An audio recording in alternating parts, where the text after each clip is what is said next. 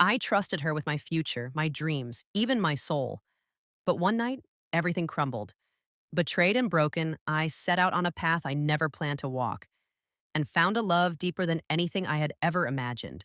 Late one evening, my buddy Ethan called me, his voice shaking with urgency. The moment I answered, I could tell something was wrong.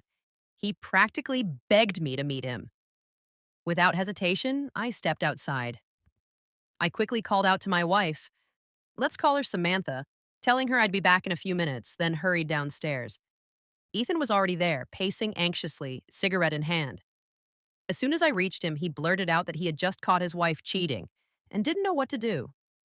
Man, I'm probably not the best guy to ask, I admitted. I've never been through anything like that. Maybe just move on. Find yourself a wife like mine. Surprisingly, those simple words seemed to calm him down. He stopped fixating on trying to fix things and instead started thinking about his future. A few days later, a long holiday weekend was approaching, Veterans Day. Most of us had time off. Early that morning, my friends called, inviting me to join them at a rented cabin with a steam room. It sounded like the perfect guy's getaway. That evening, I told Samantha about the plan. She seemed supportive and told me to have a great time.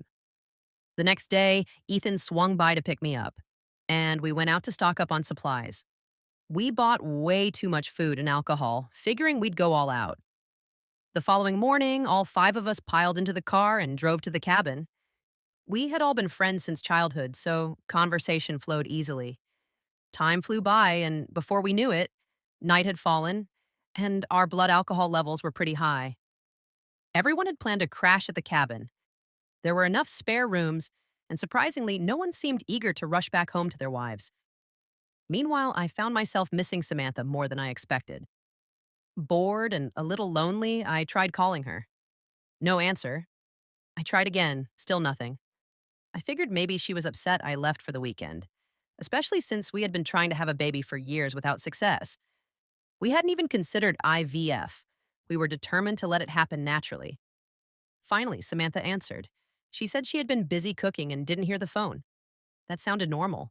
She always prepared a big meal for my return. She seemed genuinely excited to hear that I'd be back around midnight. After hanging up, I felt reassured. Later, I wandered into the steam room where my buddies were having a loud discussion about testing their wives' loyalty. I laughed it off, telling them I'd never even thought of doing that. I trusted Samantha completely. They mocked me, saying I was being naive. They insisted you had to watch women carefully. I just shook my head and told them to keep their paranoia to themselves. Their words, though, planted a seed of doubt in me. I decided to head home early. My friends tried to convince me to stay, but I'd already promised Samantha I'd be home. On the cab ride back, I kept replaying what they said, trying to shrug it off. When I got home, Samantha greeted me at the door, beaming. She ran into my arms, full of excitement. At that moment, I thought, there's no way. She's not cheating.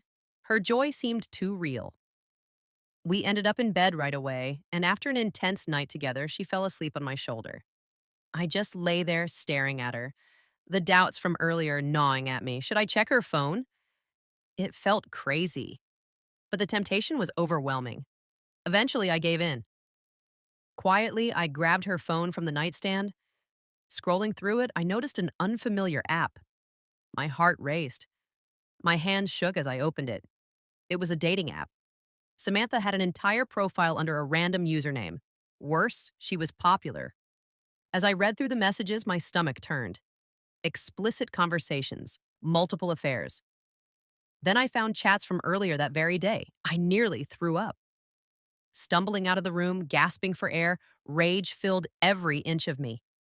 I started packing her things into suitcases, my hands moving on pure instinct. By the time I finished, the sun was rising. I lined her bags by the front door and went to wake her up. She stretched and tried to cuddle, but I pushed her away and shoved the phone in her face. She turned pale and started mumbling some nonsense about a friend using her phone. Watching her lie so easily made me sick. Hours earlier, I thought I was the luckiest guy in the world. Now I knew I had been living a lie. I dragged her out of bed and pointed her toward the door.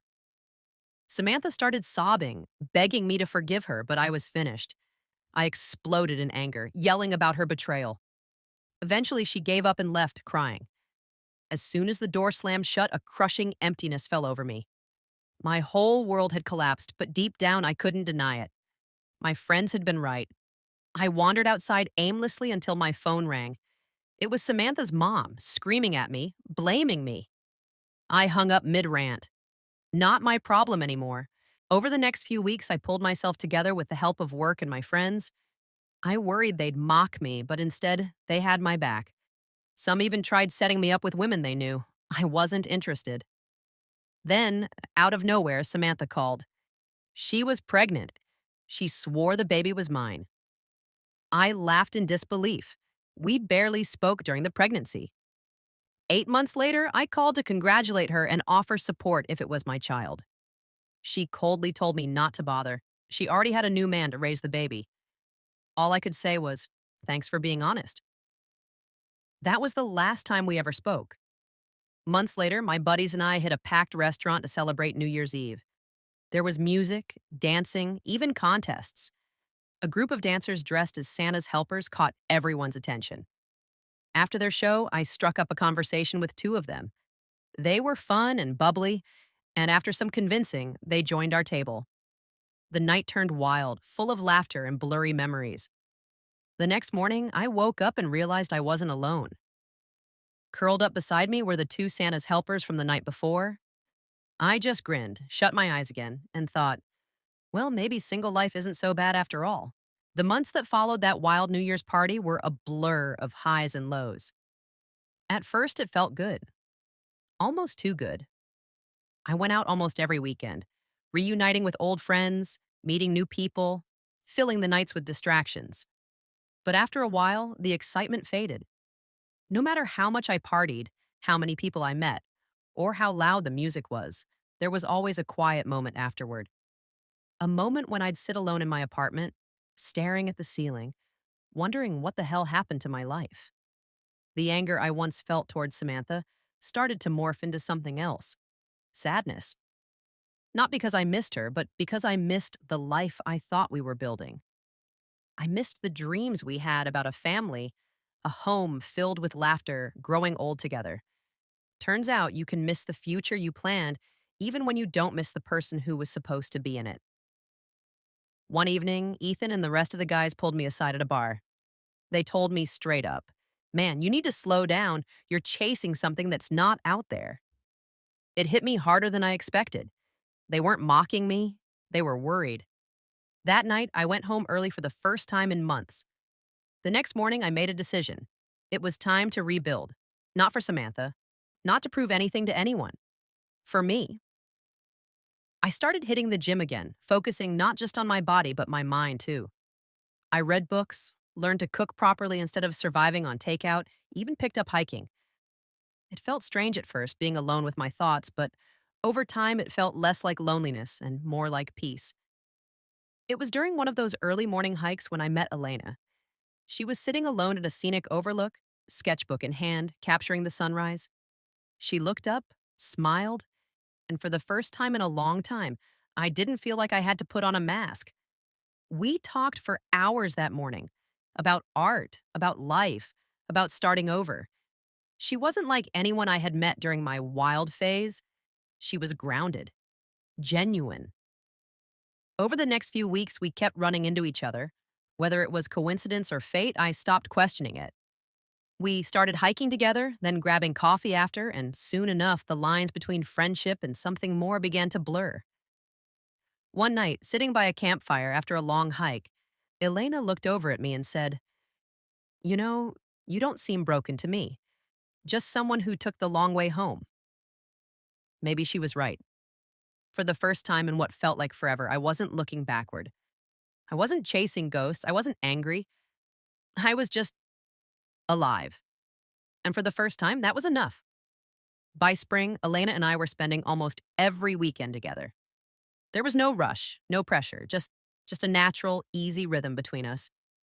It felt so different from what I had known before. No lies, no games, just two people being honest about where they'd been and where they wanted to go. One evening, we sat on the hood of her old Jeep, watching the stars spill across the night sky. I told her everything about Samantha, the betrayal, the baby I never got to meet, the anger, the numbness that came after.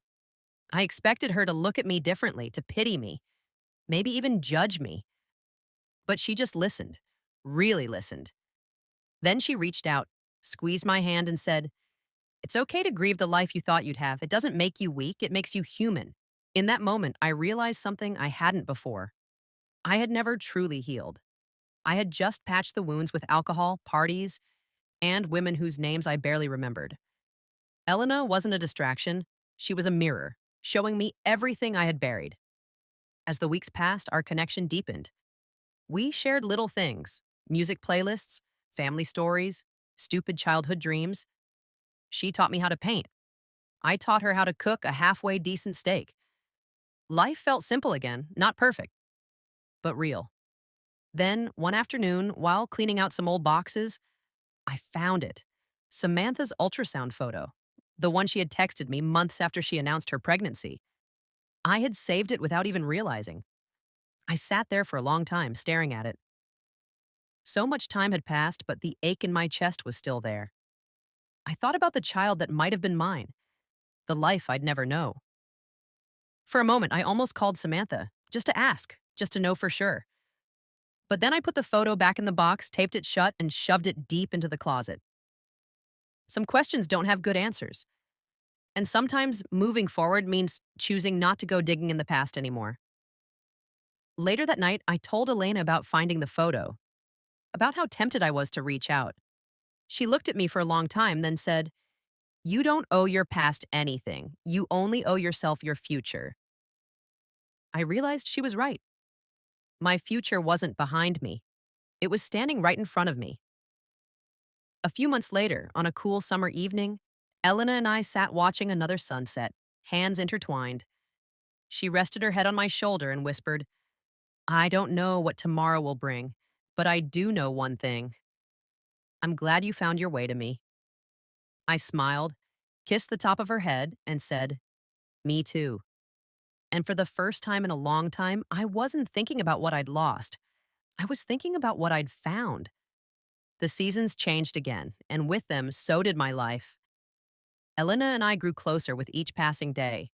We weren't just building memories, we were building a life, one brick at a time. No rush, no shortcuts. But healing isn't a straight line. Some nights I'd wake up sweating from nightmares, flashes of betrayal, anger, loneliness. Elena never pushed. She just held me until I fell back asleep. Her patience wasn't loud, it was steady, like a lighthouse in a storm.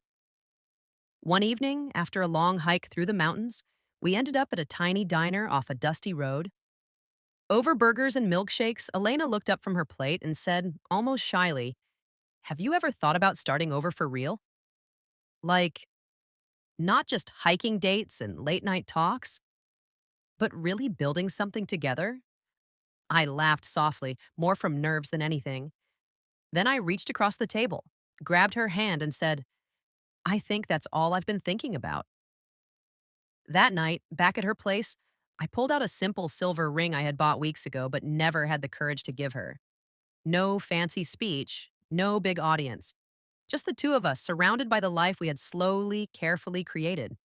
I asked her to marry me. Tears welled up in her eyes as she whispered, "Yes." No doubts, no second thoughts, just yes. We didn't throw a huge wedding. It was small, just close friends and family. Ethan stood by my side as my best man, shaking his head in disbelief but smiling the whole time. As Elena walked toward me, barefoot on the grass, hair blowing in the soft breeze, I thought about everything that had brought me here. The betrayals, the heartbreak, the nights I thought I'd never trust again. It had all led me to this moment, to her. And as we said our vows, I realized something important. Life doesn't always give you the happy ending you dream about. Sometimes it gives you a second chance, one you never saw coming. And that's even better. After the ceremony, as the stars came out and music played in the background, Elna rested her head against my chest and said, "You're my home now." I kissed her forehead, feeling a peace I hadn't felt in years, and whispered back, "And you're mine,